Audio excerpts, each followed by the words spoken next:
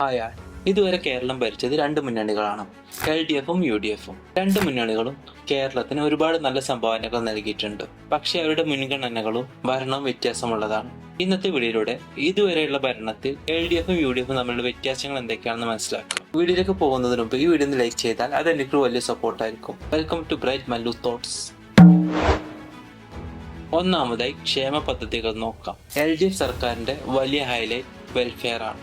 Pension, വീടില്ലാത്തവർക്ക് വീട്, ഉദാഹരണത്തിന് ലൈഫ് മിഷൻ, സൗജന്യ ആരോഗ്യ പദ്ധതി എല്ലാം എല്ലാവർക്കും കിട്ടുന്ന തരത്തിലാണ്.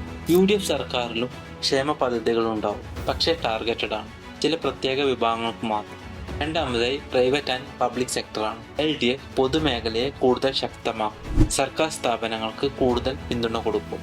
UDF ആണെങ്കിൽ സ്വകാര്യ നിക്ഷേപം, PPP പ്രൊജക്റ്റുകൾ തുടങ്ങിയവയ്ക്കാണ് കൂടുതൽ മുൻഗണന. മൂന്നാമതായി development. LDF highway, water metro, K-ഫോൺ തുടങ്ങിയ വലിയ പ്രൊജക്റ്റുകൾ കൊണ്ടുവന്നു. UDFും പ്രൊജക്റ്റുകൾ കൊണ്ടുവരാറുണ്ട്, ഉദാഹരണത്തിന് കൊച്ചി മെട്രോ.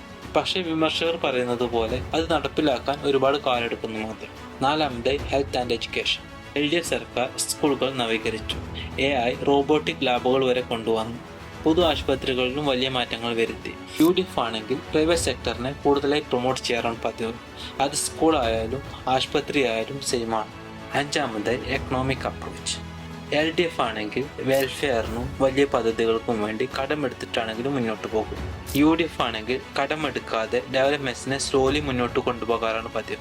ചുരുക്കി പറഞ്ഞാൽ LDF വെൽഫെയറിനും പൊതുമേഖലക്കും കൂടുതൽ പ്രാധാന്യം നൽകുന്നു.